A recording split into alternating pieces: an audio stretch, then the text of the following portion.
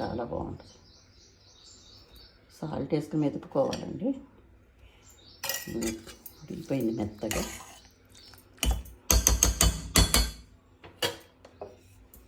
పప్పు గుత్తితో మెదుపుకోవాలండి.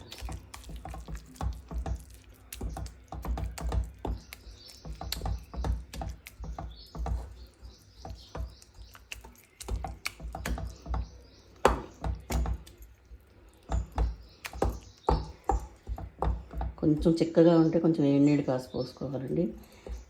మామిడికాయ పప్పు కొంచెం పలుసుగా ఉంటేనే బాగుంటుందండి.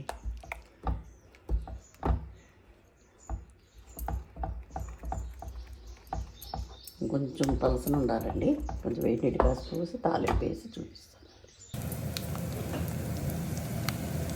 తాలింపు అయిపోయిందండి, పప్పు వేస్తాను.